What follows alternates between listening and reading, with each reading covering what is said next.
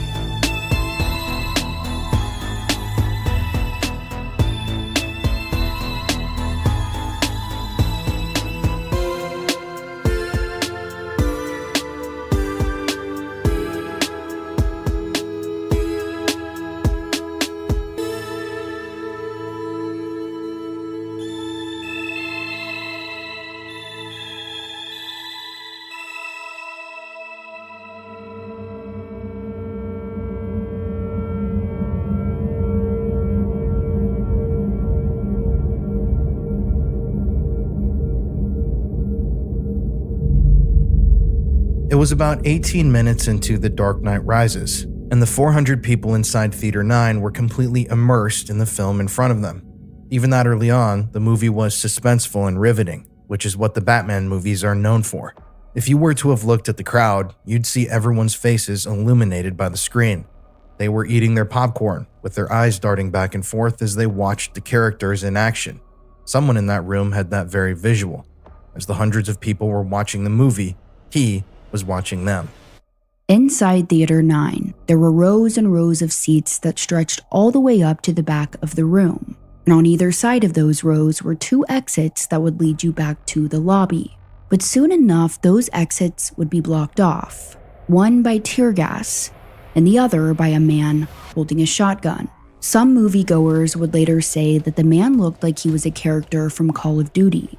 He was wearing a bulletproof vest, bullet-resistant leggings, a bullet-resistant throat protector, a groin protector, tactical gloves, a helmet, and a gas mask. And in that moment, he was standing at the bottom right-hand corner of the room, by the movie screen. But most of the people there were so into the movie, they didn't even notice him. However, they would soon see something fly across the room. It was a tear gas canister. At that moment, the entire room, in unison, turned their heads to see what was going on. A lot of people there said that they thought this was some kind of prank, a teenager acting up with his friends. One person even yelled out to the man, "What are you doing? We're trying to watch the movie." Many people said that even after seeing this man in the corner of the room, clad in tactical gear, they still didn't think they were in danger. Some people even thought it was some sort of promotional thing for the Batman movie, but soon enough, everyone heard this distinct hissing sound coming from the tear gas canister, and within seconds, the gas began to fill the room. It was in that moment where they knew this was no prank. This was no promotional stunt for the movie, and what would happen next would confirm that. After throwing the gas towards the left-hand exit, the gunman picked up his shotgun, aimed it into the crowd of people, and pulled the trigger. One of the first people shot was 18-year-old AJ Boyk. AJ was a talented artist who could have made a living with his creations, but instead, he wanted to give back. He was eager to go to college and become an art teacher. He had just recently graduated from Gateway High School and was supposed to start college at the Rocky Mountain College of Art and Design. But that was all taken away from him in an instant. AJ had been at the theater that night with his fiancée. Shortly before the film, the two snapped a photo of themselves smiling in their seats. It was the last photo they would ever take together. His fiancée would later say that during the movie, "I could just see a silhouette, and it seemed like he had tactical gear on, cargo pants, a helmet, and a gun strapped to his back." But the next thing she knew, shots were flying in their direction. AJ was hit with a shotgun blast directly to his head. 14 pellets entered his brain, killing him instantly. And his fiancée, who would survive the shooting, horrifically witnessed the entire thing unfolding right next to her. After that first shot rang out, Theater 9 quickly erupted into chaos. With gas filling the room, some people dropped to the ground. Others tried to run towards the exits. But the shots continued. The next person shot in the blast was 29-year-old Jesse Childress, who grew up in California. Jesse loved to bowl and play football, and at the time of the shooting, he was an Air Forceman who absolutely loved his job. Jesse was there that night with a group of his friends. He had even bought all of their tickets because he was so excited to share this night with them. When the shots rang out, Jesse heroically threw himself in front of his friend, trying to protect her. But in the process, the pellets from the shotgun tore through his heart and lungs, killing him. One of his friends who was with him that night said that she remembered seeing Jesse face down on the ground in a pool of blood. They started shaking him, asking if he was okay, but it was clear that he wasn't. And with bullets flying all around, his friends had no other choice but to step over his body and run to safety. The next person killed in the shotgun blast was 51-year-old Gordon Cowden. He was the oldest victim of the shooting, and sadly, he was there that night with his 2 teenage daughters.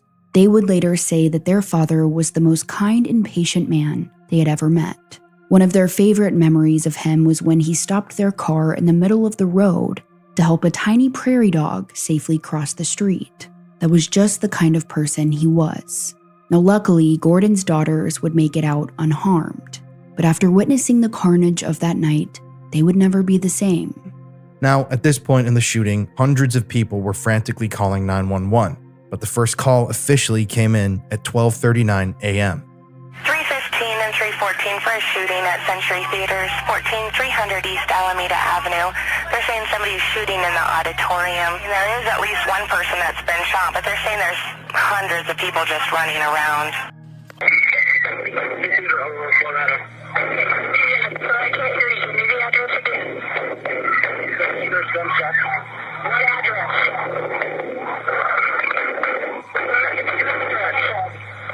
Say it loud. As you can hear, it was hard to make out anything beneath the sound of gunfire, but finally, help was on the way. But before they could get there, more people would lose their lives. Another person that was hit with a shotgun blast was 32-year-old Rebecca Wingo. She was the mother of 2 girls, Jewel and Jalen, and had worked in the Air Force as a Mandarin cryptolinguist. At the time, she was earning her degree. Rebecca was known to go out of her way to make everyone around her feel included at all times. Her daughters were absolutely devastated to learn about her death. When her ex-husband was asked how he planned to preserve Rebecca's memory, he gave one of the most beautiful responses, saying, "It's the kind of thing you'd never ask if you'd known Rebecca. It's kind of like asking, how would you make sure this remains a table? It's already made, so that's how it is, and that's Rebecca's force. That's the entropy. That's the gravity she has. If you've been in the room with her and you see how she is with the girls, you would know that she is already in them." Her loved ones said she was so happy with the most beautiful soul. Now, after Rebecca was shot with the shotgun, the gunman then grabbed his rifle and sprayed bullets into the crowd. Rebecca Wingo was also hit during this gunfire. The next victim was 24-year-old Jessica Gowie. She had just moved to Colorado, pursuing her dreams of being a sports writer, focusing on the sport of hockey. She went by the pen name Jessica Redfield, not just because of her fiery red hair, but because Redfield was her grandmother's maiden name. Now, Jessica ran a blog under this pen name, and in it, she gave people a little glimpse into her life. There were funny posts about her struggles with dating and about her love of sports, but it's the last post she ever made that was the most striking. As it turns out, about a month before this, Jessica had been at the scene of another mass shooting in Canada. Here is what she wrote about that shooting in her blog, titled, quote, "Late Night Thoughts on the Eaton Center Shooting." It begins, quote, "I can't get this odd feeling out of my chest. This empty, almost sickening feeling won't go away. I noticed this feeling when I was in the Eaton Center in Toronto, just seconds before someone opened fire in the food court. An odd feeling, which led me to go outside and unknowingly out of harm's way. It's hard for me to wrap my mind around how a weird feeling saved me from being in the middle of a deadly shooting. What started off as a trip to the mall to get sushi and to shop ended up as a day that has forever changed my life. I was on a mission to eat sushi that day, and when I'm on a mission, nothing will deter me. When I arrived at the Eaton Center Mall, I walked down to the food court and spotted a sushi restaurant. Instead of walking in, sitting down, and enjoying sushi, I changed my mind, which is very unlike me, and I decided that a greasy burger would do the trick. I rushed through my dinner. I found out after seeing a map of the scene that minutes later, a man was standing in the same spot I had just ate at and opened fire in the food court full of people. Had I had sushi, I would have been in the same place where one of the victims was found. My receipt shows my purchase was made at 6:20 p.m. After that purchase, I said I felt funny. It wasn't the kind of funny you feel after spending money you know you shouldn't have spent. It was almost a panicky feeling. It left my chest feeling like something was missing. A feeling that was overwhelming enough to lead me to head outside in the rain to get fresh air instead of continuing back into the food court to go shopping at Sports Check. The gunshots rang out at 6:23. Had I not gone outside, I would have been in the midst of gunfire. Jessica had been visiting her boyfriend in Toronto over the week of June 2nd when 2 suspected gang rivals opened fire on each other in a crowded mall. In total, 7 people were shot and 2 were killed. Her proximity to such a tragedy changed her outlook on life entirely. She continues in her blog. I was shown how fragile life was on Saturday. I saw terror on bystanders' faces. I saw the victims of a senseless crime. I saw lives change. I was reminded that we don't know when or where our time on earth will end, when or where we will breathe our last breath. For one man, it was in the middle of a busy food court on a Saturday evening. I say all the time that every moment we have to live our life is a blessing. So often, I have found myself taking it for granted. Every hug from a family member, every laugh we share with friends, even the times of solitude are all blessings. Every second of every day is a gift. After Saturday evening, I know I truly understand how blessed I am for each second I am given. I feel like I'm overreacting about what I experienced, but I can't help but be thankful for whatever caused me to make the choices that I made that day. My mind keeps replaying what I saw over in my head. I hope the victims make a full recovery. I wish I could shake this odd feeling from my chest. The feeling that's reminding me how blessed I am. The same feeling that made me leave the Eaton Center. The feeling that may have potentially saved my life." End quote. That's how Jessica's final blog post ends. It was published just 5 weeks before she would be at the center of another senseless tragedy 1,600 miles away. A lot of people have experiences that they say are going to make them change for the better and live their lives more fully, but Jessica really did. In those 5 weeks between the two shootings, she went skydiving, went out with friends more, and she chased new job opportunities. In fact, on the day of the Aurora shooting, she was supposed to have a job interview with Mile High Sports magazine. The senior writer there had seen her work and was wildly impressed. He had no doubt that she would be hired, but sadly, she never got the chance. Jessica was at the movies that night with her childhood friend, Brent Lowak. He had traveled all the way from Texas to spend some time with her that week. And according to him, Jessica was so excited to go see the midnight showing of The Dark Knight Rises. Now, he didn't really want to go, but Jessica really wanted to. Here is Brent in his own words. After much persuasion, she twisted my arm, essentially. She's like, I never thought I'd have to twist a guy's arm to go see Batman, but any which way, we decided to go see the midnight release, and turns out they were sold out of tickets as soon as we tried to buy them. She checked again, and turns out there was a 12:05 showing, so we bought the tickets and eventually made our way to the theater later on that evening. Brent said that after getting their popcorn, they made their way into Theater 9, and it was completely packed. They decided to get seats near the right side of the room, but before the movie started, Brent said that there was definitely an excitement in the air. We were watching the previews. I remember there was a new Superman movie that was supposed to be coming out. I remember one of the gentlemen in the audience was wearing a Superman shirt, and he struck his little pose, and we all laughed. We were just, cutting up and having a good time, just getting ready for the movie and getting geared up. Brent recalled that during the movie, he saw something thrown across the room, followed by that hissing noise, and there was a brief moment of silence before all hell broke loose. I remember there was this brief pause as soon as it hit the area of people, and then this surreal effect happened. It's like a drop of water hitting, and this wave of people just erupted away from where the object had been thrown. And I was kind of puzzled at first, and then the first shot rang out, and I was like, oh, this is actually happening. Of course, mass panic, chaos, people screaming. We stood up and we started to make our way to the right to exit our row. We got about one seat length down the way, and I realized that people aren't moving out of the way fast enough, and I pushed us to the ground.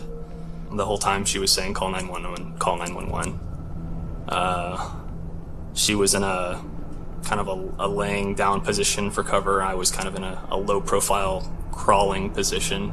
As Jessica and Brent were lying on the ground, bullets started flying in their direction. So at that point, I started to feel the spray of popcorn and soda just all around. I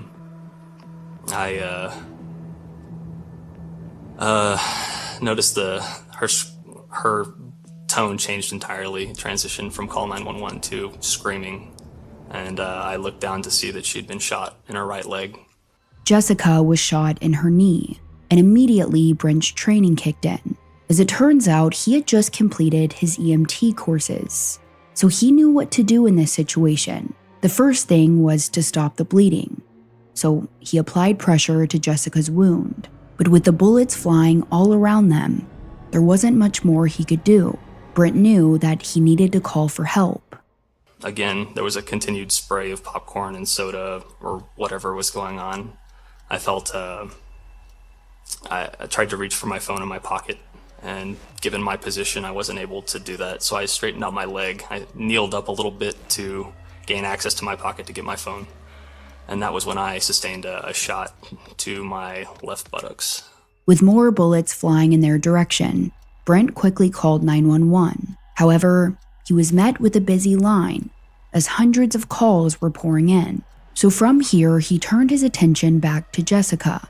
But this time, he noticed she was no longer screaming. Jessie had sustained a shot to the head, in which case brain matter was exposed. I crawled a little closer to her, and I prayed over her. I didn't really know what to do. It just felt right. I just gave her the best send-off I could. At that point, I felt that my own survival was my next priority. While I was laying there with Jessie, I looked up theater, the upper rows, and I saw someone stand up and run out. And I heard no shots fired out. So I figured at that point, if I'm going to move, now is my chance. So that's when I made my way to the end of the aisle. On his way out, Brent said he saw bullet casings all over the floor. There were people screaming that they had been shot. He knew he couldn't help them, but he yelled out, telling them to put pressure on their wounds and that help was on the way. Eventually, he would make it out safely, but he knew that his friend Jessica was gone. So, once outside, Brent called Jessica's mother to let her know what had happened. She had been shot 6 times. After surviving a near-death mass shooting the month prior, Jessica was gunned down that night, murdered in the Aurora Theater. Her legacy is 24 years of making this world a kinder, warmer, and much more exciting place. The next victim shot and killed inside Theater 9 was 23-year-old Michaela Medic. A memorial said that Michaela was patient, kind, and encompassing all of the good this world has to offer. All that knew her would call her an enigma, easy to befriend and uneasy to be cruel to. Her comedic nature drew you to her, and her stubbornness made you respect her. Always an ear to listen and a force to navigate her own journey. At the time, she was a student at Aurora Community College. She was also a photographer and a dreamer who loved adventures. At the time of her death, she was taking on extra hours at work to fund a solo trip to India, but that chance was taken away from her. Michaela was at the theater that night with 6 of her friends. They got there early to get good seats, and they ended up sitting near the top of the theater. When the shots rang out that night, her friends were able to escape, but shortly before they did, they noticed Michaela drop to the ground. They knew that she had been shot, but for hours after the shooting, her family ran around to different hospitals trying to see if she had made it out, but she hadn't. Michaela had been shot directly in her head, a shot that would have killed her almost instantly. So she never even made it out of the theater that night. She was dead on arrival. We are blessed to have had the opportunity of Michaela touching our lives. Now we are still just seconds into the shooting. Theater 9 is in complete chaos as the gunman continues firing towards the crowd of people. And the next person he shoots is 27-year-old John Laramie. John was a member of the Navy. He was described as an old soul, he had a good sense of humor, and he fiercely loved the people in his life. He was at the movie that night with his friends and his girlfriend Julia. He was so excited that before the movie, he and Julia went to Walmart to buy matching Batman shirts, a cape, and a mask. Julia recalled that soon after the tear gas canister was thrown, someone screamed out, "Poison," and then terror rippled through the crowd. She told ABC, quote, "Almost immediately it filled the entire theater. Your lungs start burning. You feel like your eyes and nose are bleeding even though they're not," end quote. Now, Julia and John were close enough to the shooter to see those initial shots, and immediately John pushed Julia's head to the ground. He urged her to stay down, and he shielded her body with his own. And even as he tried to protect her, he grabbed another one of his friends, forcing him onto the ground as well. Julia remembered the smell of the theater floor, cement, and worn carpet. She remembers the explosions around her, so loud that she lost the majority of her hearing. But most of all, she remembers feeling John's steady pressure, urging her down out of the line of fire. Then at one point, the gunfire stopped. John lifted himself over the seats to see what was going on, and that's when he was shot. Julia would later say, quote, "He was holding on to me tight, and I could feel when he relaxed. I think that's when he died, end quote. After that gunfire, the group he was with decided to make a run for it, and they were not going to leave John behind. They ended up carrying his body down the stairs, but it's during that time when more gunfire started coming in their direction. John was dead weight at that point, so they had no other choice but to leave him. They ended up propping him on the stairs near the front, and by that time, John was already dead. It was later said that nearly every organ in his body was torn apart in the gunfire, but thanks to his sacrifice, Julia and the rest of his group would ultimately survive. Julia would later say, quote, "He was 1 in a billion to me, and to a lot of people. I hope that his heroism and bravery can be honored and remembered forever," end quote. Here was his mother speaking with reporters. "He was a wonderful young man." Now, during all this, the gunman noticed people running towards the exits, so he shot them. He would later say that he shot at people running towards the exits to make sure that others wouldn't follow. 3 of these people who tried to run to safety were the Mora family. Angiot Mora, his wife Rita, and teenage son Patria were in the theater that night when the shooting started, and immediately their flight instinct kicked in. But as they made their way towards the exit, the gunman fired his rifle in their direction. All of them had been shot. Rita dropped to the ground. Her husband stopped to help her. She told him to go on without her, but he wasn't going to leave her behind. So he hoisted her onto his back and kept going. Their 14-year-old son, Patria, had also been shot. But even so, he stopped to help an injured man exit the theater. Once they were all outside, Angiot looked at his son and saw a hole in his back. Even after being shot several times, he was still helping others. Luckily, their entire family would survive the shooting. Back inside the theater, another group of friends would be gunned down. Alex Sullivan, or Sully as his friends called him, was there celebrating his 28th birthday, which was actually a tradition of his. Every year he celebrated his birthday at the movies. But this year in particular was very special because Sully absolutely loved superhero movies. He was actually the guy that stood up and made that Superman pose before the movie started. Now, he and his group had actually gotten there 7 hours early to get good seats, and they ended up on the 12th row, right there in the middle. Sitting next to Sully was his wife Cassie, and down the row were 10 of their other friends that were so excited for the night ahead. At 11 p.m., Sully tweeted, quote, "Oh man, 1 hour till the movie. It's going to be the best birthday ever." On his Facebook, he posted, quote, "Hashtag The Dark Knight Rises. OMG, counting down till it starts. Can't wait. Going to be the best birthday ever." End quote. Now, shortly before the movie started, Sully actually traded spots with his coworker, Jacqueline Fry, and that very simple decision would leave her with survivor's guilt and would later bring her to tears. I remember originally sitting in one spot and then switching seats with my friend Alex Sullivan.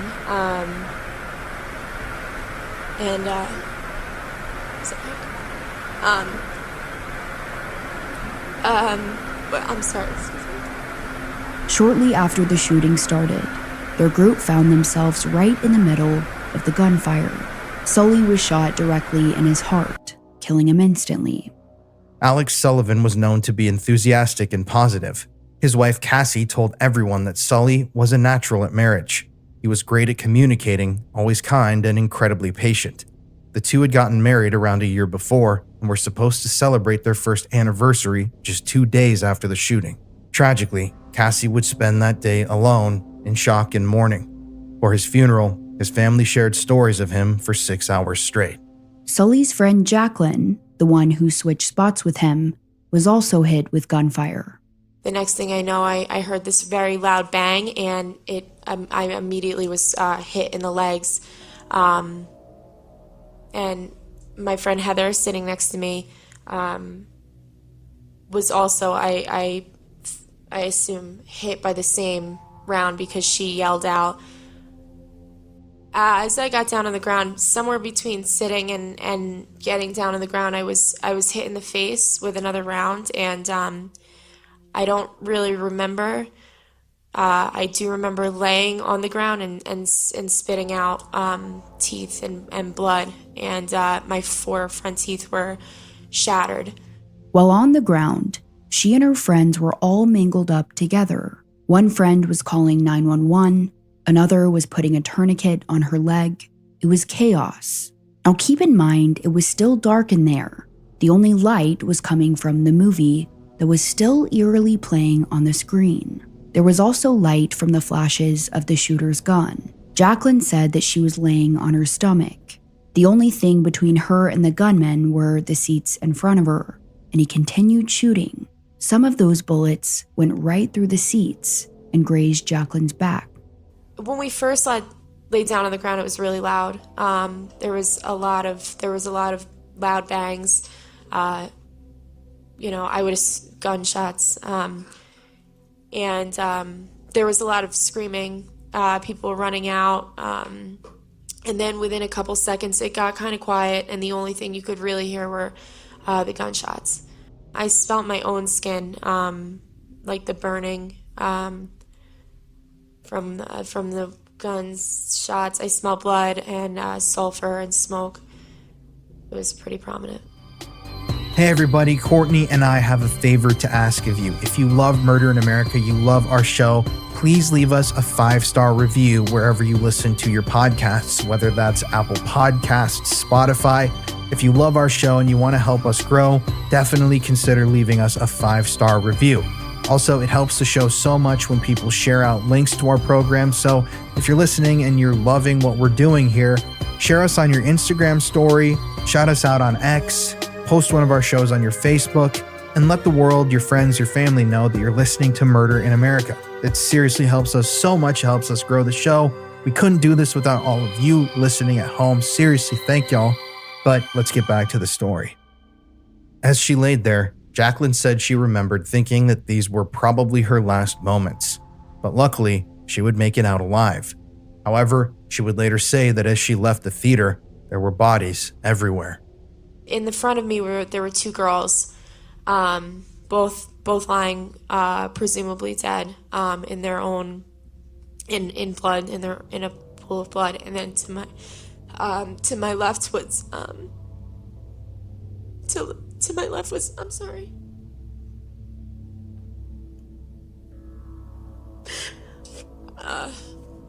My friend Alex Sullivan, and he wasn't moving, and his chest wasn't moving either. Another friend in that group of 12 was Farah Soudani. She said that as they all got down on the ground, she suddenly heard a pause in the gunfire, so she decided to stand up and make a run for it. However, at that very moment, the gunman turned his rifle towards her and he fired. I couldn't see anything, but I looked down. At the time I was wearing a light gray t-shirt, and I looked down and I could see just blood just starting to pour from my abdomen.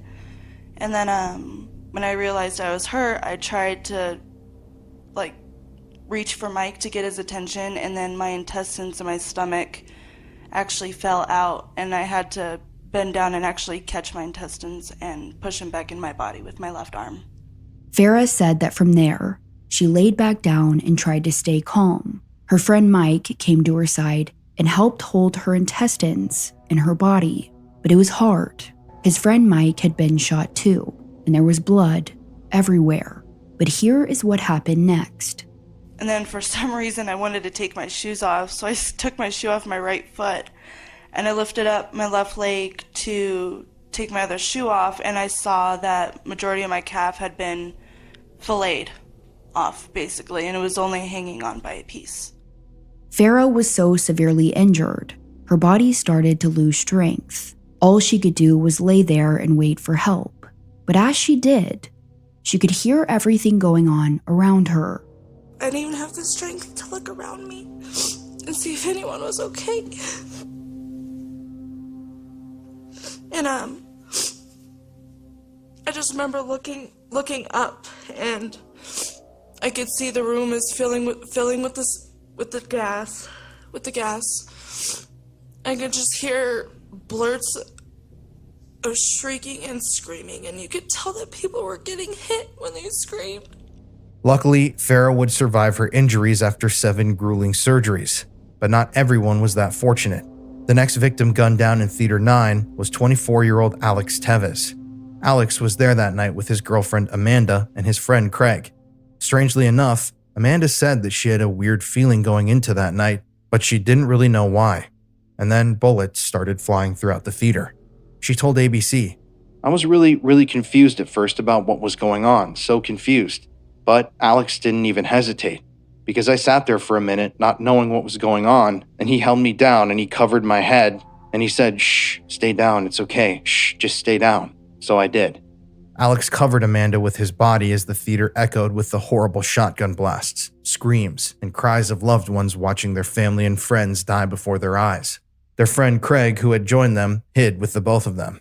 At some point, Amanda looked down at her hands, and she saw something she would never forget. My hands, and I realized they were just in a pool of blood. That I yelled for Alex, and I started shaking his tummy. I just kept shaking him and calling his name, but he wasn't answering me. Next, Amanda turned to their friend Craig, and as soon as she did, she knew exactly why her boyfriend Alex wasn't answering. Craig's face was covered in Alex's blood, flesh, and brain matter. Alex had been shot directly in the head. At that moment, Amanda was told to leave the theater, but she didn't want to leave Alex behind. I didn't want to leave. Craig was reaching his hand out to me and telling me to go, and the people behind me were telling me to go too. And I didn't want to leave him there. I told Craig no at first, and he said, "No, we have to go. We have to go." And so I grabbed Craig's hand, but I grabbed Alex's hand too. I wanted to take him. I wanted to try and take him with me. I had to run out with Craig holding his hand, and I had to drop Alex's hand. Sadly, Amanda would never be reunited with Alex. He was one of the 12 victims inside Theater 9. He was described as kind, funny, and loving, willing to give every bit of himself to help others. He graduated from the University of Denver with a master's in psychology, which he used to conduct counseling sessions with troubled youth, offering crisis counseling, individual, and group sessions. He and his girlfriend Amanda had just moved in together, and he wanted to propose soon. Amanda said, "We can't even go an hour without missing each other terribly." I think their love and the grief his death left in its wake is summed up by this fact.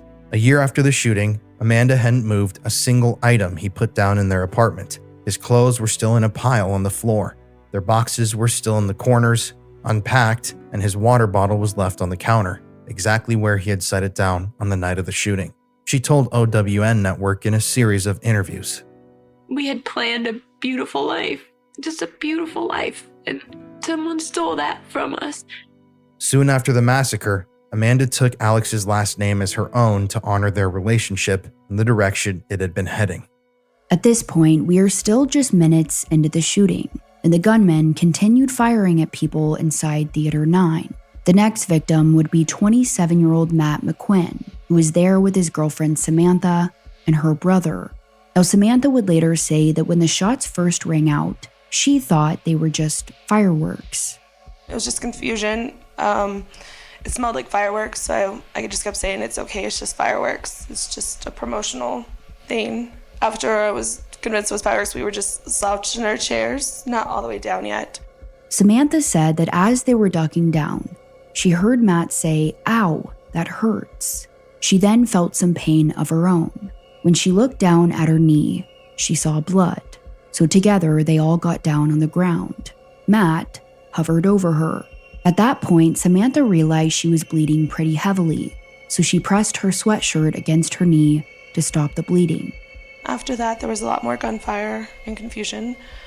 And then I was trying to check on Matt, so I was shaking him and saying his name, saying Matt over and over. And then around that point, my brother's also holding me down just because we didn't know what was happening, where anyone was. And I was shaking Matt, and he took a deep gasp, and then after a few times, he kind of seized a little and stopped. Around that same time is when I noticed a green laser. I observed a green laser through the smoke, so I got quiet. And then at that point, after it got kind of quiet, it stopped for a second. The people started running down this aisle, out that way. And I observed while they're running, the gunshot was closer to me. Samantha said that at that point, the shooter started shooting at the people who were running, so she knew it wasn't safe to get up and leave. Samantha recalled that the movie was still playing in the background.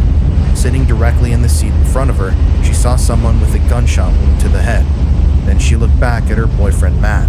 So Matt was still on me, and his glasses were crooked, his eyes were closed, and it's just bubbled skin on his neck and injury. But at that point, I was just hoping he was unconscious. Samantha eventually made it out. She was hoping that her boyfriend would be okay, that he would be taken to the hospital, and they would later be reunited. But that isn't what happened. Matt had been shot 3 times. Later that night, when Samantha woke up from her knee surgery, she learned that he had passed. Matt loved to golf, loved music, and was incredibly close with both his family and Samantha's.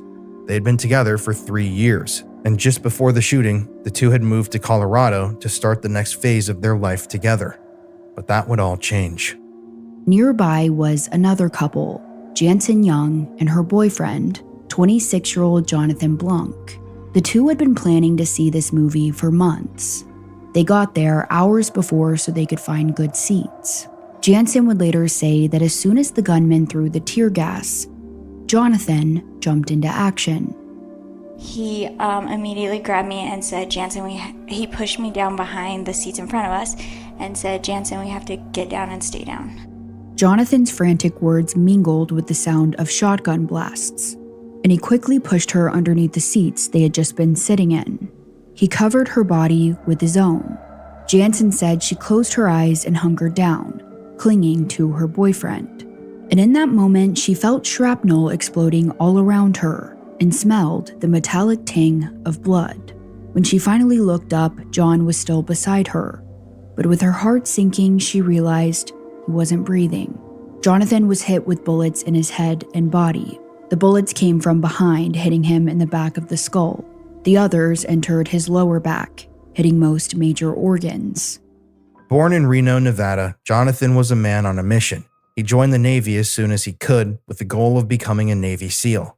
To reach that goal, he privately took EMT class and was training to become a police officer in order to have better chances of becoming a SEAL. But he wasn't just a career man. He had 2 children from an early marriage, whom he loved dearly, and he always made it a point to show up inside the home, not just outside it. He cleaned, did the dishes, and did mechanical repairs. His girlfriend, Jansen, said he was the greatest man I ever knew. The two met when Jansen spotted him working as a security guard at the mall. After 5 hours of working up the courage to approach him, she slipped him a piece of paper with her number on it.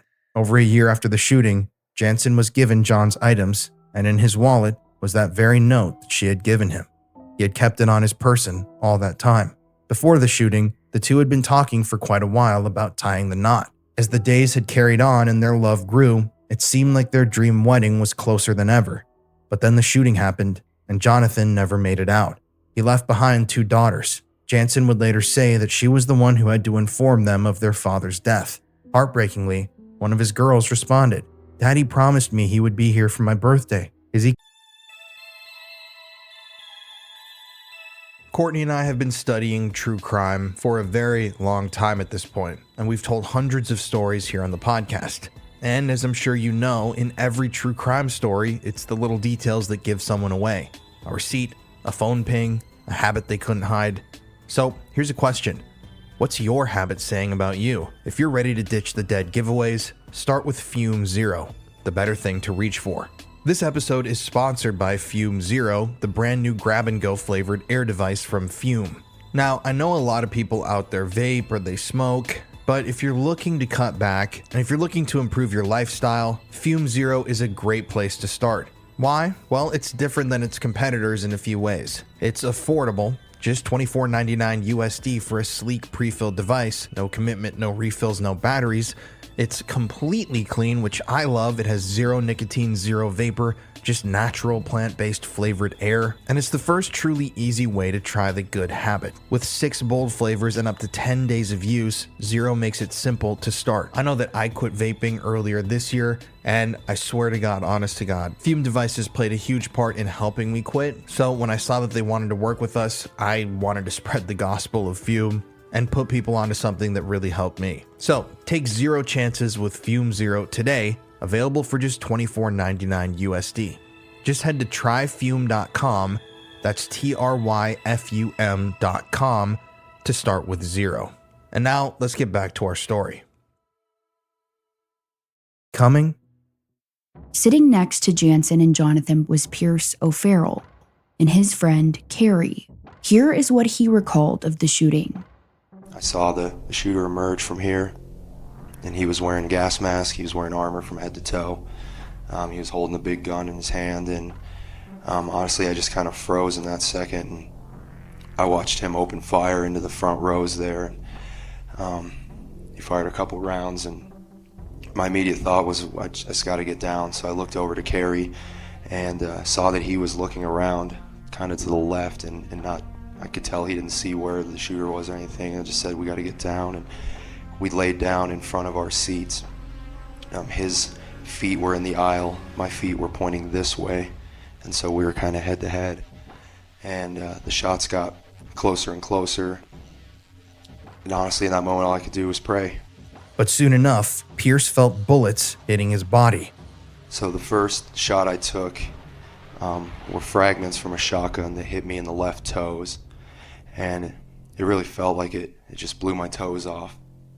And at that point, I kind of curled up in the fetal position. And then Carrie told me that he had been shot. I told him that I'm shot too. And at that moment, Carrie and I were laying like this. And then I remember looking up and seeing the laser bouncing around. And then almost instantly, I felt the next shot. He had taken aim and he shot with the pistol round. I didn't look up at that moment, but I knew that I'd been shot. The bullet entered in my arm, shattered my humerus in half. Honestly, at that moment, it was just complete chaos. I remember round after round after round firing, and I really thought that I was going to die. I laid there, and I'd been shot 3 times at that point. I took another assault rifle round in my same left foot, and it was just round after round after round. It seemed like it was going on for an eternity. Eventually, the shots stopped, and Carrie was the first one to peek his head up, and he said, "Let's make a run for it."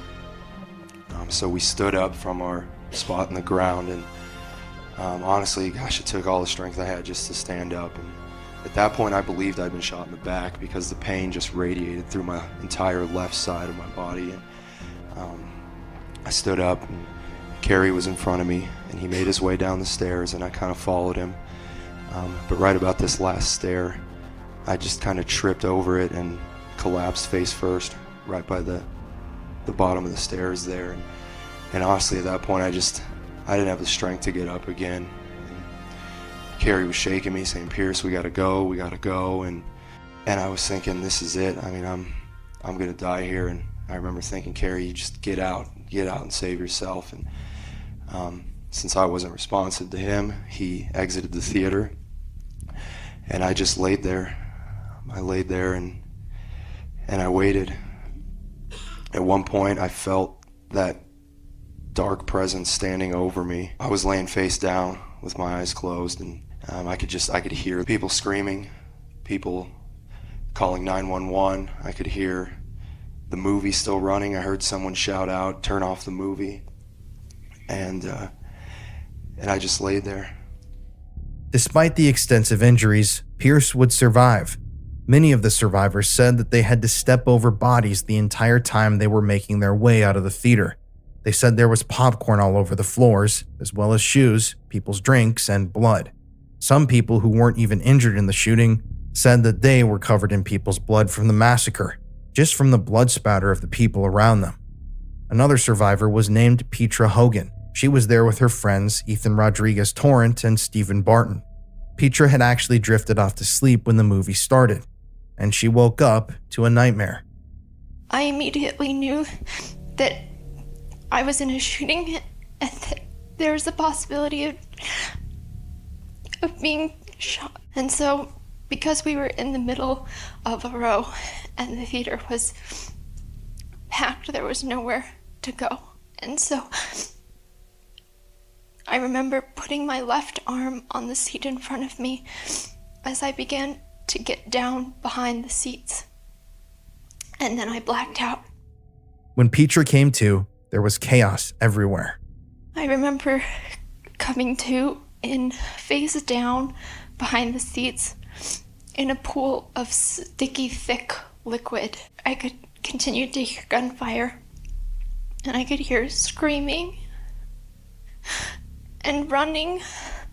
I remember feeling my throat was burning and itchy, and I couldn't breathe through my nose, and I felt like I couldn't breathe at all. And so, even though I continued to hear the gunfire, I was trying to stand up because I couldn't breathe, and I thought that would help me.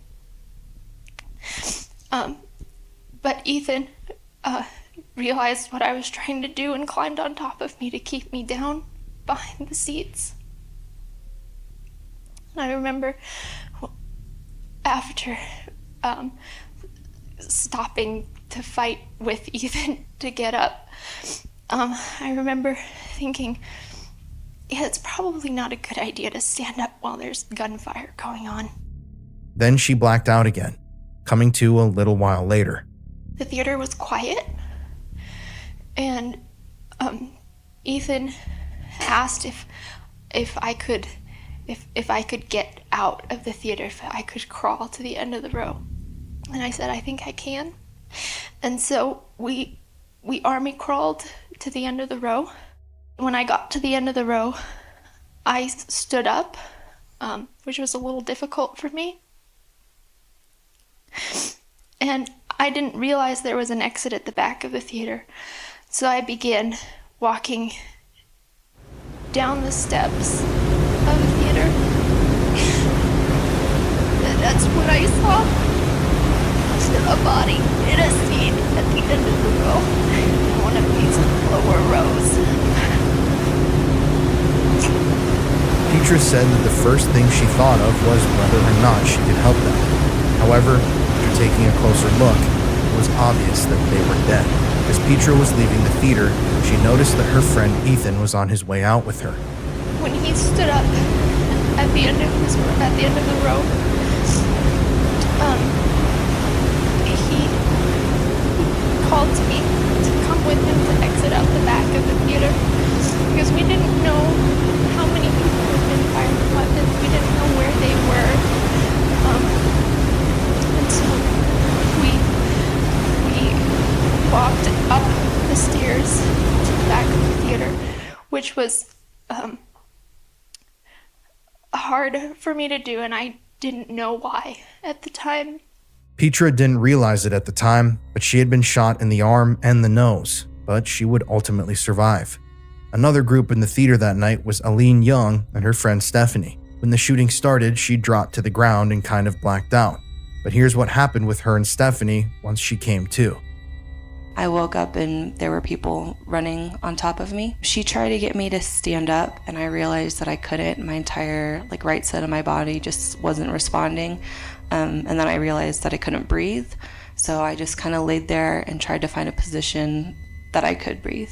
I had been shot in my neck and also in my lung, so I was pretty choking and drowning on my own blood. I just remember Stephanie calling 911 when she realized that I couldn't stand up. And then when she saw, I just, like I said, tried to find a position that I could breathe. And then when she turned her attention to me and saw what had happened, she came over and put her hand on my neck because she saw I was bleeding so much. Aline would survive her injuries. Now, the next survivor we're going to talk about was actually in the theater next door, Theater 8. Michaela Hicks was enjoying a movie with her friends, Lisa and Lori Schaefer, but during their movie, they suddenly hear the sounds of gunfire. However, it wasn't coming from the movie. It was coming from the theater next door to them. At first we thought they were firecrackers or fireworks, and at that point we realized something was not right in the movie theater. Shortly after we heard the fireworks, or what we later learned were gunshots, I felt my face get hit on the right side, and immediately my hands cupped under my face like this, and one of my bottom teeth was in my hands, as well as a great amount of blood. I informed Lori and Lisa that were sitting next to me that I had been injured some way and we needed to get help or get my face cleaned up and try to figure out what happened.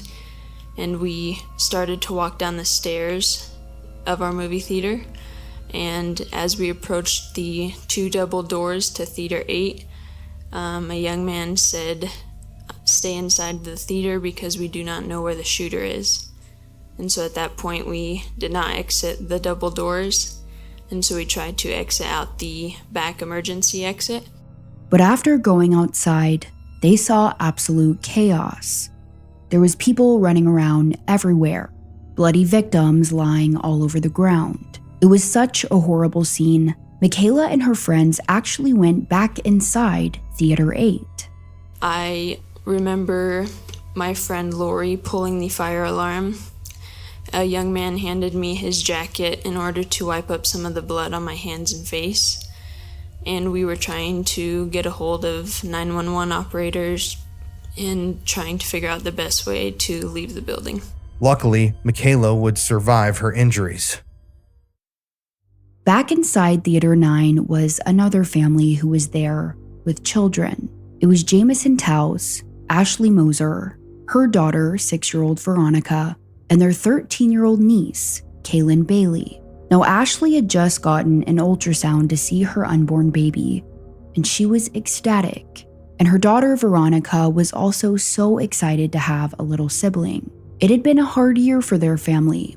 Veronica's father had just recently lost his battle with leukemia, but Ashley's pregnancy felt like a new start and the promise of hope in a challenging time. Going to the movies to see a midnight premiere felt like the perfect way to celebrate, surrounded by all of her loved ones. Now, Ashley would later say that she didn't realize the Batman movies were so violent, or else she wouldn't have brought her 6-year-old daughter to the showing that night. In fact, once the preview started, she realized that this probably wasn't a good idea for them to be there, but there was no turning back. Now, Jameson, who was with them, said that during the movie, he remembered seeing the gas can fly through the air, and here is what happened next. I was looking over there when all of a sudden I'm stunned by something, and I look down and there's blood all over me. After I noticed that I was bleeding, my head was gushing blood, I looked up towards the front of the theater, and it was starting to get real foggy. I noticed a green light infrared laser going through the fog towards the my left side of the theater, and I noticed a figure holding a gun, and he was looking at people. I observed the shooter wearing some sort of armor. He seemed calm to me. After I watched the shooter shoot a few rounds, maybe 2 rounds, towards my left, I looked over and I saw people running down the stairs to the far exit away from the shooter. I saw one person dragging themselves across the floor towards the exit like they were wounded in their leg. I'm not sure exactly why they were dragging their leg. And then I noticed the shooter shooting towards those people. Now, sitting by Jameson was the pregnant Ashley Moser, and as the shots exploded through the theater, Ashley turned to grab her 6-year-old daughter Veronica. In the process, Ashley was shot twice in the abdomen and the neck. Here is what she remembered. As soon as I stood up, I just remember getting a hit in my chest. And I remember falling and landing on top of her. When Ashley was hit, she dropped to the ground. Her body was right over her daughter Veronica, but horrifically, she didn't feel any movement beneath her. Ashley was so injured herself, she couldn't even get up off Veronica. And then, everything went dark. Now sitting next to them was their niece, 13-year-old Kaylin Bailey. She had just watched Ashley get shot, and as she was laying there, she realized that 6-year-old Veronica had been shot as well. So in a desperate attempt to save her family, Kaylin called 911. Here is that 911 call, but trigger warning, it is very hard to listen to. Crime in progress or life-threatening emergency? There's been a shooting. Okay, is this the Century 16 theater shooting? Yes. Do you know anybody who's been shot? Yes, I do. Okay, who's been shot? Who do you know that's been shot? My two cousins. Okay, where are they right now? They're on the floor of the store. Are they breathing? Ma'am, do you know if they're breathing and do you know if they're conscious? One's not breathing. Either one of them are breathing? One of them are breathing. Okay, the one that's not breathing, I need you to go up to him and... Is he laying on the ground? Okay, is he on the floor on a hard flat surface? They're on a hard surface. Okay, remove anything from under his head and kneel by his side. Kneel by his side and remove anything from under his head. I can't. They're in between the chairs. Okay, which theater are you in? I'm number 9. I'm in number 9. Okay, do you see any officers near you? No, there's not. None. Okay, I need you to go to your cousin that is not breathing and go by his side and kneel. Okay. Place your hands on his forehead and the fingertips of your other hand under his chin. Push down his forehead and lift up under his chin until his head tilts back and the chin points up. I can't hear you. The movie is so loud. Okay, I need you to look into his mouth. Do you see anything in his mouth? Do I see anything on the ground? In his mouth. I can't hear you. I'm so sorry. Okay, ma'am, that's okay. Can you put your ear to his mouth and see if he's breathing? He's not. I'm feeling on his chest and he's not. Okay, his chest is not moving and he's not breathing, correct? Correct. Okay, we need to start chest compressions. I'm going to walk you through the steps. Are you ready? What? We need to start chest compressions, and I will walk you through the steps. We need to start CPR. Ma'am, we need to start CPR. I can tell you how to do it, okay? I'm going to walk you through the steps. What? I'm going to walk you through the steps of CPR. I can't hear you. Okay, is there an officer next to you?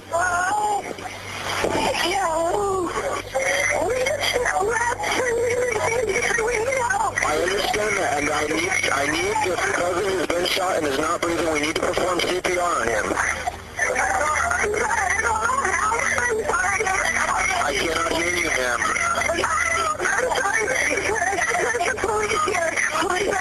The police are with you? Okay, speak with the police. Okay, thank you. Thank you, bye. Now keep in mind, we are still just minutes into the shooting, and at this point, as the gunman is firing into the crowd, his rifle jams, and he doesn't know what to do, so he steps into the hallway to try and fix it, but it's still not working. Meanwhile, people take this opportunity to run right past him to safety. He continues trying to fix the gun, but he ultimately decides to give up, leaving his rifle right there on the floor. Horrifically, it was later found that there were still 218 rounds left inside. Imagine the damage he could have done if it wouldn't have jammed. Now from here, he grabs his Glock, firing at people as they try to run to safety. However, he eventually goes back outside, possibly to grab more weapons and supplies. But it's around this time, just 3 minutes after the shooting started, when first responders arrive on scene. 453, I have a party shot here. I need rescue hot. We got another person outside shot in the leg, a female. I got people running out of the theater that are shot. When the officers pulled up to the scene, it was unlike anything they had seen before. People were dragging bleeding friends and family members out of the theater, leaving blood trails all behind. People were scattering, running for their lives, and begging for help on the sidewalk in the back of the parking lot. But then the officers see a man wearing tactical gear standing by a white sedan parked outside. At first glance, some officers thought he might be a cop, but after taking a closer look, he wasn't acting like a cop. All of the other first responders were running around helping people, and he was just kind of standing there, watching. So that, coupled with the fact that he was wearing a gas mask, showed them that he was likely the shooter. At the time, the gunman was leaning up against the car, resting his arms. The officers then noticed a semi-automatic handgun on the top of the car, so from there they pointed their guns at him, and he immediately surrendered. I need a marked car behind the theater, Sable side. Got a suspect in a gas mask. That white car in the rear of the lot, is that a suspect? Yes, we've got rifles, gas masks. Okay, hold that position, hold your suspect. With the suspect apprehended, the officers finally go to enter the theater, but they also didn't know if there was more than one shooter. They were prepared to take down another gunman inside if there was one, but immediately upon opening Theater 9's door, they were hit with tear gas. Somebody's spraying gas in here too. Do we have gas masks available? Any units that can bring gas masks to Theater 9, again, we need gas masks. Get us some damn gas masks for Theater 9, we can't get in it. 2 minutes later, at 12:47 a.m., they finally make their way inside. We need rescue inside the auditorium, multiple victims. I got 7 down in Theater 9, 7 down. I need a medical crew in 9, I've got 1 victim eviscerated. I've got a child victim, I need rescue at the back door of Theater 9 now. If you love murder in America, you love mysteries, you love true crime, you love murder stories, and the unknown, then I have a new show for you. It's called The Conspiracy Files, and it's hosted by me, Colin Browen, from Murder in America and the Paranormal Files.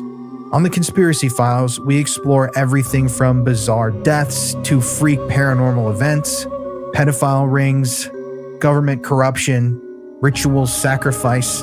No topic is untouched on this show. Everything that we talk about on The Conspiracy Files is backed up with fact. I release reference sheets with every single episode that we do, so you guys know everything we're talking about is confirmed to have happened and be real. It's a completely different type of show than anything else you've ever seen about conspiracy theories. Instead of a bunch of conjecture and theories, we're presenting you people with facts, telling you the story, walking you through the story just as detailed as we do with Murder in America, and then letting the listener decide what they think. Anyways, you should definitely give it a listen. It's called The Conspiracy Files. The links are in the description of this show, and you can find it on Apple Podcasts, Spotify, or wherever you get your podcasts. And now let's get back to our story.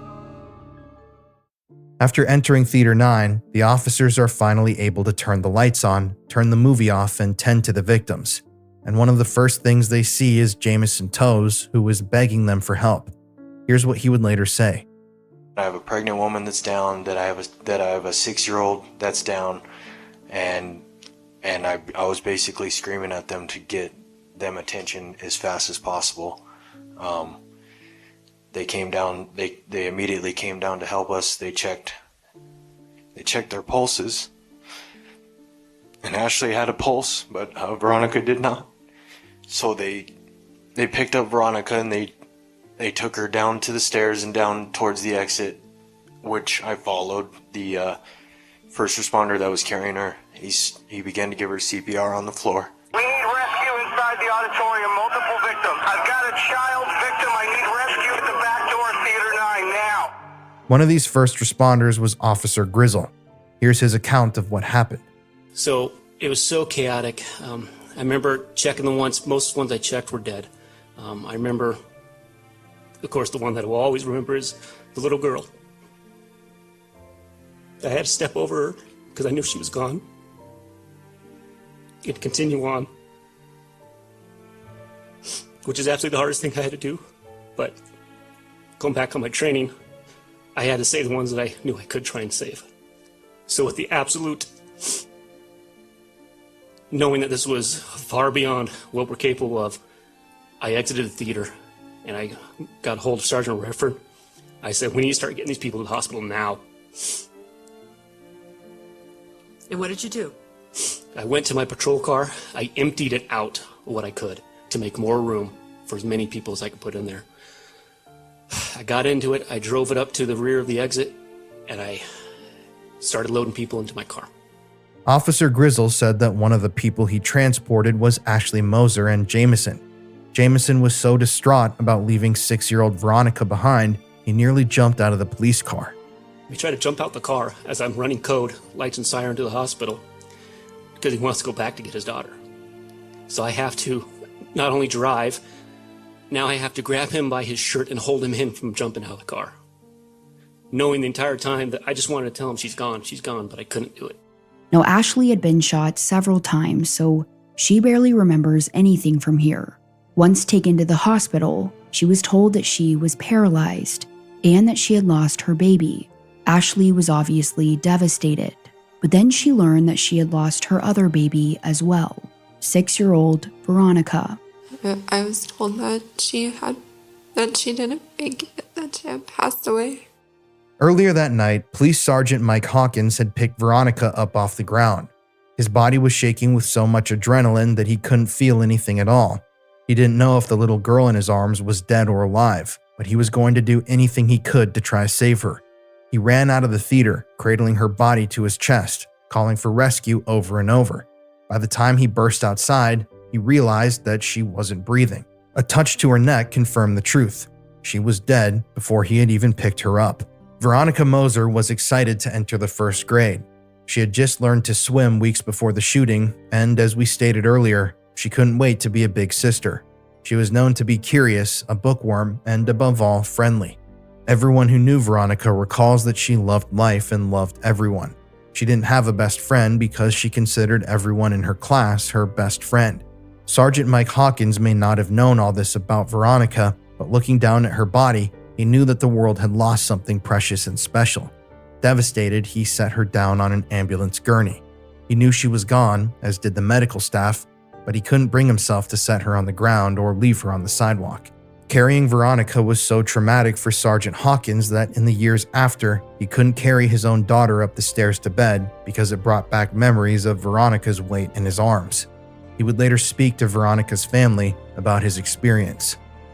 It was important to me that they knew that she was taken out by Daddy, and that I have a daughter that age, and I'm very cognizant of what was lost. Now back at the scene, first responders are still trying to help the wounded. Upon entering Theater 9, officers came across a couple named Caleb and Katie Medley. Katie was 9 months pregnant. Before the shooting started, the couple decided to come to the movies. They were expecting it to be one of their last date nights before the baby arrived. However, it would ultimately be one of the worst nights of their life. Shortly after the shots rang out in the theater, Katie looked over to see her husband's face completely covered in blood. He had been shot directly in his eye. In all the screaming and terror, there was nothing anyone could do. Katie clung to her husband, whom she believed was dead. But then, she saw some movement. Katie would later say, quote, "I decided to slowly stand up, and I saw that Caleb was actually breathing. He was choking on all of his blood." Desperate to save the love of her life and father of her child, she began pouring water over his face in an attempt to clear out the blood that he was choking on. Then seconds later, first responders came into the theater. They would later recall that Katie was at her husband's side, sobbing and pleading with him not to die. The police had to physically pull her off Caleb and rush her out of the theater. But leaving her husband behind was the hardest thing she ever had to do. I could stay or go, but because I was so pregnant, I had to save our unborn child because I thought Caleb was going to die, and I thought to myself, that's going to be the last piece of him that I have to save him. So I grabbed Caleb's hand, and he actually squeezed my hand, and I told him that I loved him and that I would take care of our baby if he didn't make it. We ran towards the exit, and we jumped over people that were laying on the ground. I don't know if they were alive or not, but we jumped over their bodies and we ran to the exit, and I was wearing flip-flops, so I remember as we were running out the exit door that I slipped in blood, and the cop actually caught me because it was a lot of blood. From there, Katie was brought outside. She watched as the police continued pulling victims out of the theater. With each person they pulled out, she was hoping to see her husband. And then finally, she saw him. I remember that they pulled Caleb out onto the sidewalk and that I could see that he was still breathing, but they had to lay him on his face because of all the blood that was quickly rushed into emergency life-saving surgery. And Katie was left with a horrible task, calling their friends and family to tell them that Caleb had been shot in the head.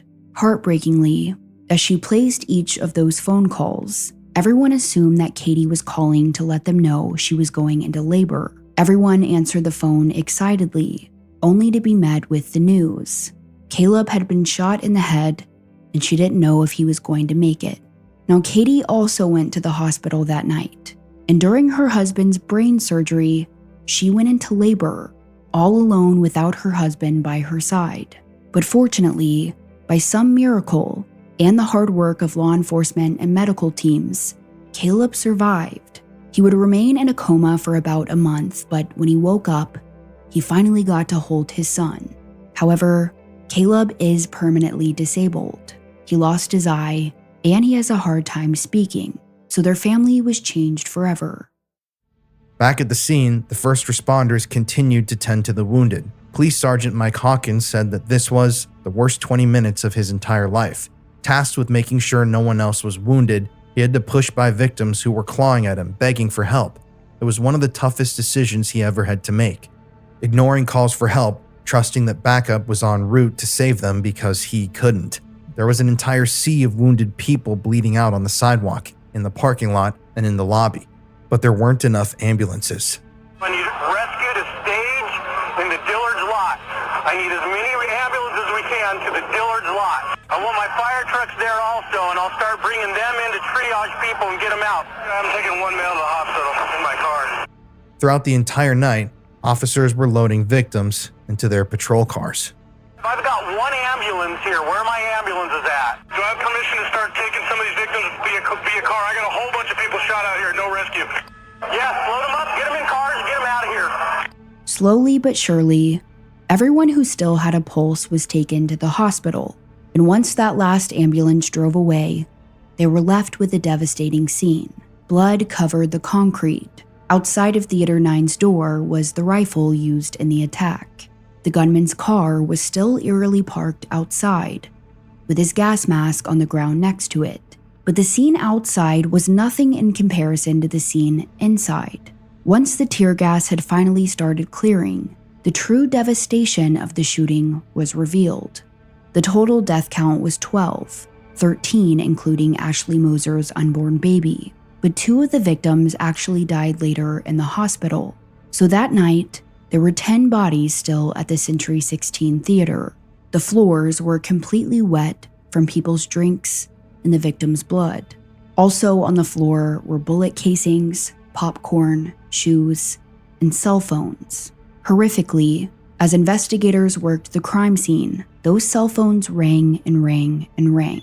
After word got out that there had been a shooting, the victims' loved ones began calling them to make sure they were okay, but some of those phone calls would never be answered. Now, luckily, unlike some shootings we have covered, the Aurora police quickly sprung into action that night. But even so, the devastation that this gunman caused in just 2 minutes was unimaginable. Many of the responding officers really struggled after the shooting. They had trained for almost everything under the sun, but this was a whole new beast. Yes, we had trained for a active shooter event. We had not fully trained for a mass casualty event. We had not trained for what to do when someone's intestines were spilled out. We had not trained for that. Now, earlier that night, 140 doctors and nurses at hospitals around Aurora had gotten word that a mass shooting had taken place, so they were prepared for the carnage that was to come.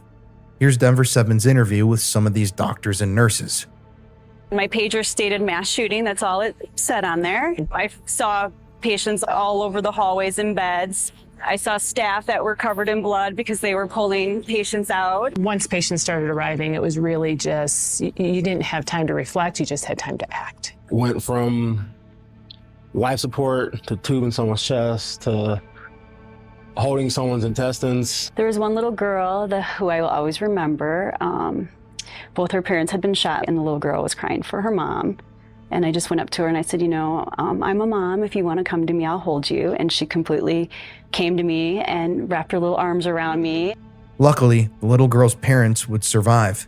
Many of the doctors and nurses said that this night was, by far, the hardest night of their entire careers. In one hospital, they received 22 victims with gunshot wounds, and because of their hard work, every one of those victims survived. But in total, over 70 people were injured, some who were left permanently disabled. Now, because this shooting happened after midnight, many people around Aurora and the nation as a whole didn't even know about the tragedy until the next morning.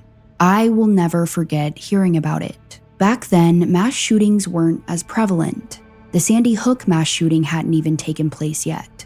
That would occur about 5 months later. So the thought of a gunman walking into a theater and gunning down a room of nearly 400 people was chilling. Up until that moment, theaters were a safe space for people, and then they weren't. And as everyone watched the news the next day, our hearts were broken for the city of Aurora. Here was the press conference the following day. I really want to start by saying how proud I am of the men and women of the Aurora Police Department and the Fire Department. Mike Garcia from the Fire Department, the Chief of the Fire Department, is also here with us. Okay, we got to straighten out some numbers. There are a total of 70 injured in this event, and as of this time, 12 dead.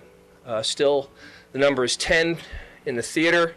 The last of the bodies were removed from the theater a little after 5 o'clock this afternoon. Little information about our subject and the weapons he obtained. In the last 60 days, he purchased 4 guns at local Metro gun shops, and through the internet, he purchased over 6,000 rounds of ammunition, more than 3,000 rounds of .223 ammunition for the assault rifle, 3,000 rounds of .40 caliber ammunition for the 2 Glocks in his possession, and 300 rounds for the 12-gauge shotgun. This evening at 4 o'clock, members of the police department and the many supporting agencies that have provided victim service advocates to support us met with approximately 70 members of family and friends who have not had an accounting of their missing loved ones. We met with them for approximately 90 minutes. We discussed all our efforts to identify the 10 bodies in the theater and did the best we could to deal with their grief and anguish. We are hopeful that sometime in the next hour, we will get a confirmed list of the 10 deceased, and we will begin the agonizing process of meeting with those families and confirming what has happened to their loved ones. Police Chief Dan Oates would later say, "Our cops went through a lot. As I told you this morning, they rushed people out of that theater into police cars. One of the things we're working on is how we're going to deal with our own trauma, and we spent some time today with our 3 department psychologists, and somehow in the next couple of days, when this is slowed down, one of our highest priorities is to deal with our own officers and how they cope with this event. If you think we are angry, we sure as hell are angry about what has happened to our city, what has happened to the wonderful people who lived here." Now, soon after this, the names of the victims were released to the public. Jessica Gawi, Alex Sullivan, Alex Teves, Veronica Moser-Sullivan, Baby Moser, Matt McQuinn, John Larimer, Jonathan Blunk, AJ Boyk, Jesse Childress, Gordon Cowden, Michaela Medic, and Rebecca Wingo. And later that day, President of the United States Barack Obama released a statement that read, "Michelle and I are shocked and saddened by the horrific and tragic shooting in Colorado. Federal and local law enforcement are still responding, and my administration will do everything that we can to support the people of Aurora in this extraordinarily difficult time.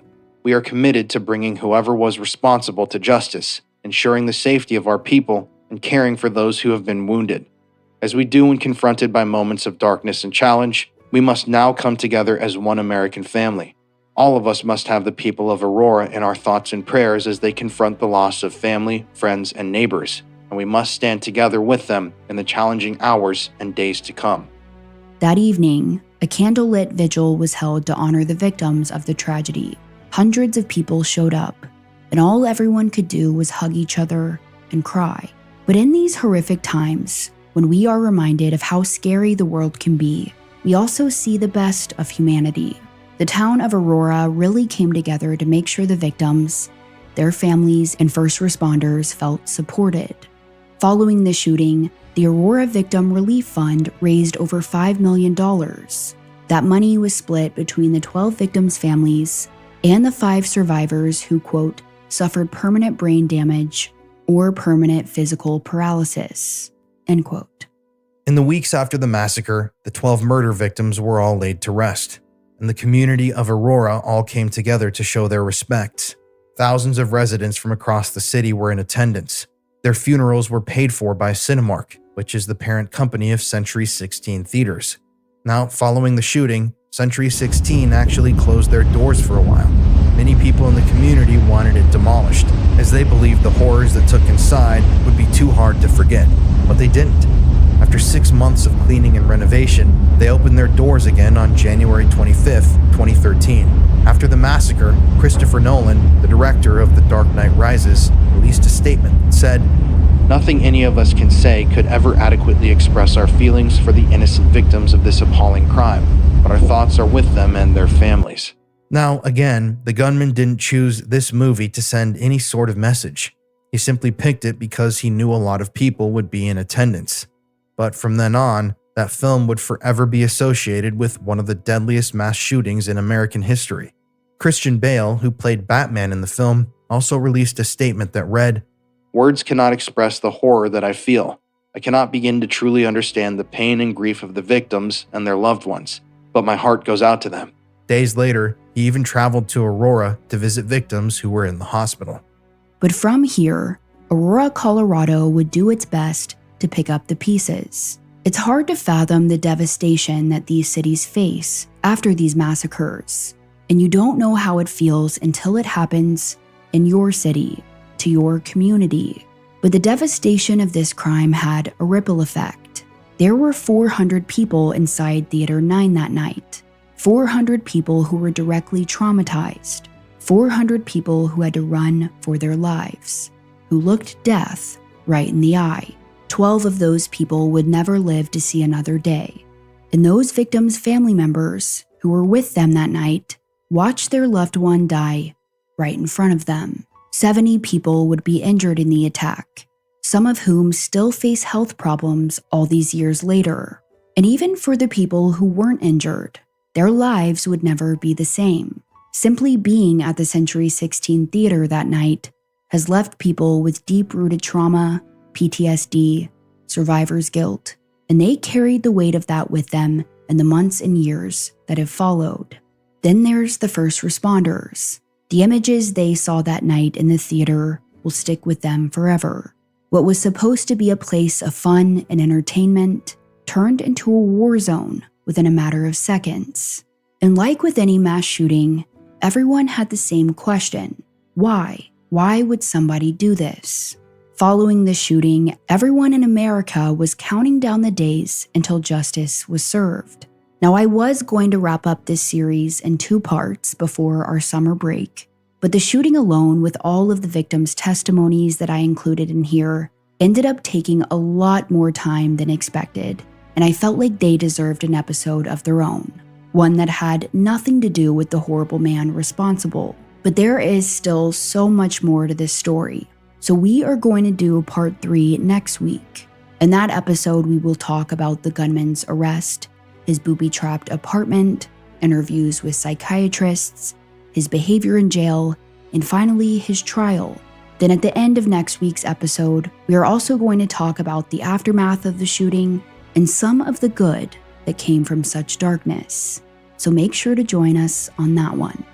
In honor of today's episode, we will be making a donation to Every Town for Gun Safety, which is a movement and organization that works to end gun violence in America. Hey everybody, thank you for listening to today's episode of Murder in America. Courtney and I are glad to have you guys here, and we have wanted to tell this story for a long time.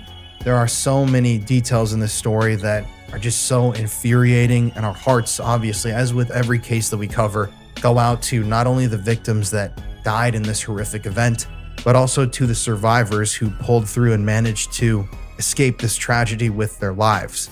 We have one more part to this series before our midsummer break, where we're going to be off all of June, but next week we will be back to finish out this series with part 3.